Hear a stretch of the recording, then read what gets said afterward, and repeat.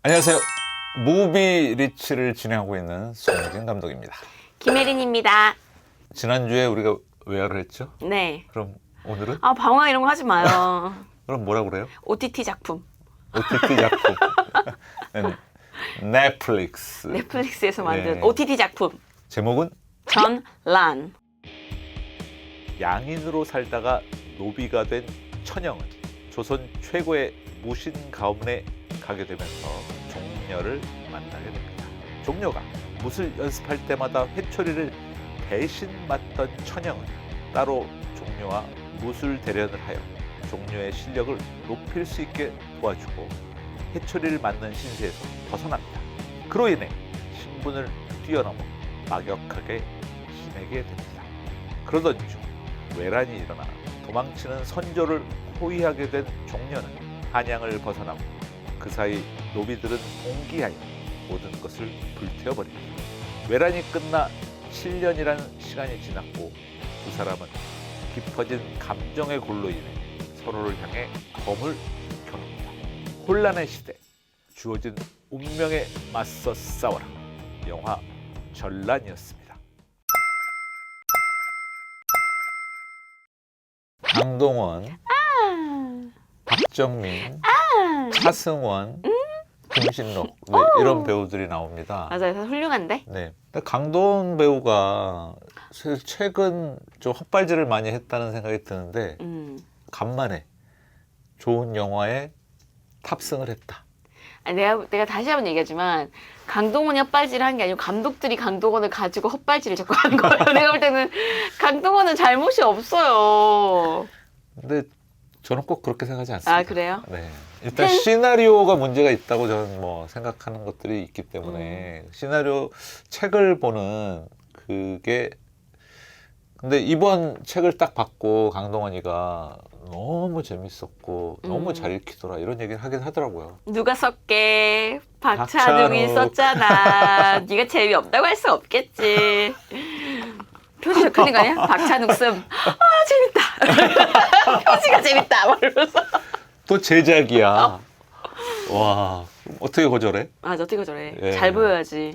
그러니까 그냥 픽을 했을 것 같아. 이 영화를 촬영할 때 주의할 점. 강동원을 자꾸 쳐다보지 말 것. 강동원만 찍고 싶어짐. 니마맘.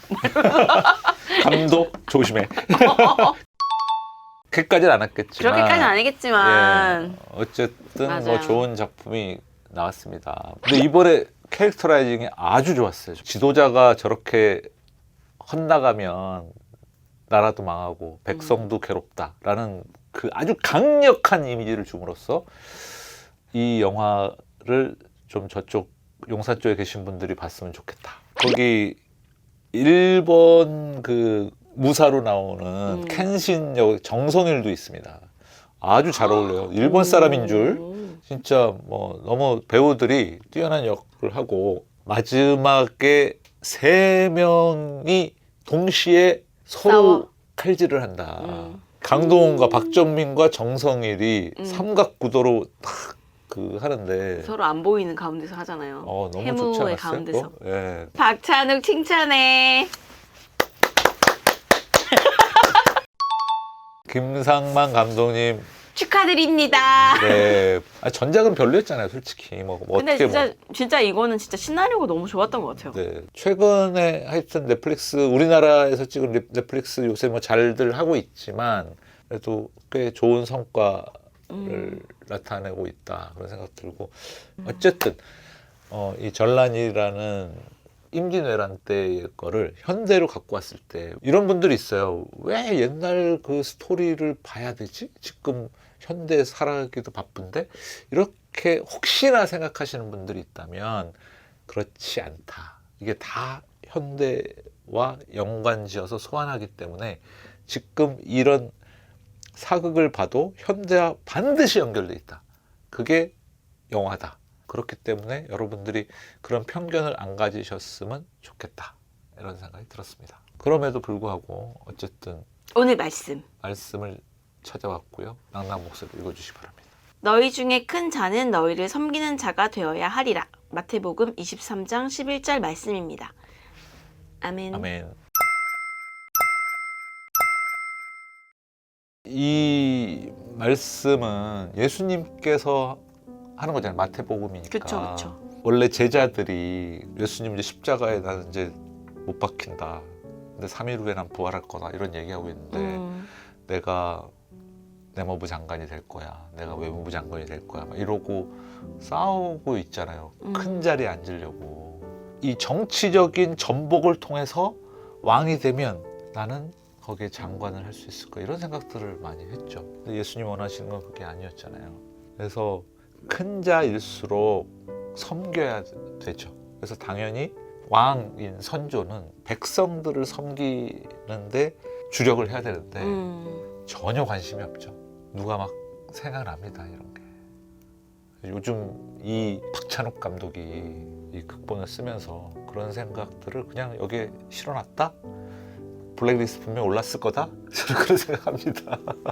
아니, 한강이 노벨 문학상을 받았는데 경기도청에서 도서관에 있는 한강 책들을 다 없애버리라고. 그게 말이 됩니까? 하여튼 이상한 나라의 앨리스들이 너무 많아요. 그래서 저는 붕괴합니다.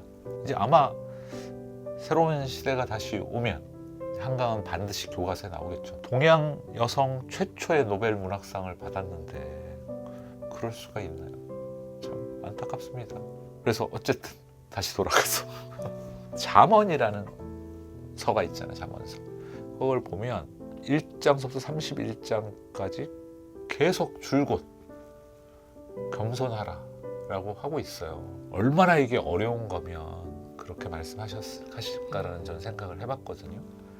우리가 태어난 태생 자체가 죄인으로 태어났잖아요. 그 죄성이 있는 것 같아요. 겸손하기가 너무 힘들어. 내가 계속 고개를 쳐들고 싶어. 내가 잘했다는 걸 누군가한테는 알리고 싶어. 내가 열심히 하는 거 뭐 알려주고 싶고, 내가 너를 위해서 뭘 하고 있다고 계속 알리고 싶은 겸손하지 못함이 우리 내에 있는 것 같아요. 그러니까 지난주에 우리가 조커를 했는데 그 조커가 우리 내에 있다. 뭔가 잘하고 싶고, 나 때문에 이렇게 됐다고 하고 싶고, 내 공로를 이야기하고 싶고, 하지만 겸손하라. 끝까지 겸손하라. 섬겨야 된다. 낮은 자리로 가야 된다.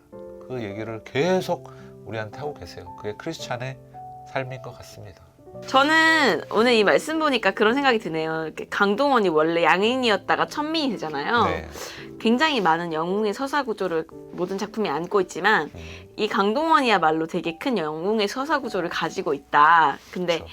어쨌든 양인에서 천민이 돼가지고 그거를 이제 극복하고자 되게 노력하지만 잘 되지 않잖아요. 아빠도 자살하고 막 그러잖아요. 근데 예수님은 하나님이었는데 인간이 됐다. 그런 게 굉장한 쇼킹한 사건이잖아요. 그렇죠. 그래서 너희를 섬기는 자, 너희 중에 큰 자는 너희를 섬기는 자라고 했을 때 사실 뭐 예수님이 없죠. 그 이상이 될 수 있는 존재가 없는데 저는 옛날에 좀 그런 생각 많이 들었었거든요. 이렇게 묵상하면서 뭐 용서해라. 걔가 진짜 너무 나한테 나쁜 짓을 했어. 내가 막 용서가 안 돼. 내 마음에 주님이 막 용서해라. 막 너가 내 자녀니까 너가 용서해라. 이렇게 얘기하면은 알겠습니다 주님 이렇게 하시는 분들도 물론 있으시겠지만 저는 그런 사람이 못 되잖아요. 딱 봐도. 그래서 막 아니 막 바로 아니 뭘 어떻게 용서를 해요. 막 걔가 나한테 막 이렇게 했고 저렇게 했고 막 내가 막 그렇게 막 기도를 하면 하나님이 이제 저한테 어떤 마음을 주시면은 베드로가 나한테 했던 것 좀 생각해봐라. 그런 마음을 주시는 거예요.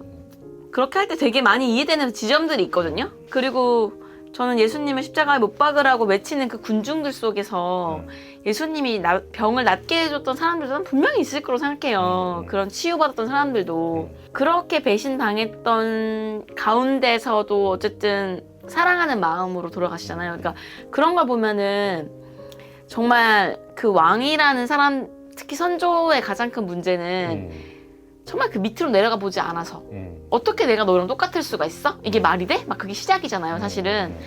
그런 생각에서 잘못됐던 것 같고 예수님이라는 분이 우리에게 가장 큰 위로가 되고 우리가 생각할 때 되게 바람직한 리더다, 리더의 모습이라고 생각하는 가장 큰 이유는 친이 가장 낮은 자리에 왔기 때문이라고 생각하거든요. 근데 과연 얼마나 많은 리더들이 자기가 가진 그 모든 것들을 내려놓고 막 그렇잖아요. 사실 선거철 되면은 잠깐 그냥 시장 가가지고 국밥 먹는 척하고 뭐 버스값 얼마인지도 모르고 막 그렇게 하시잖아요. 그런 리더로서의 진짜 진정성, 그런 리더로서의 모습이 필요하고 어떻게 보면은 강동원이 여기서 그런 힘을 얻을 수 있는 이 스토리에 있어서 탄탄함을 딱 가질 수 있는 영웅으로서의 그런 지점이 있다면 아마 양인에서 천민이 떨어지는 그 지점 때문에 얘가 계속 여기를 벗어나려고 애쓰지만 되지 않을 때 오히려 이 사람들 내가 구제해 줘야 되겠다라는 마음을 먹는 그런 모든 과정들이 우리에게 설득력을 주지 않았는가라고 생각해 보았습니다.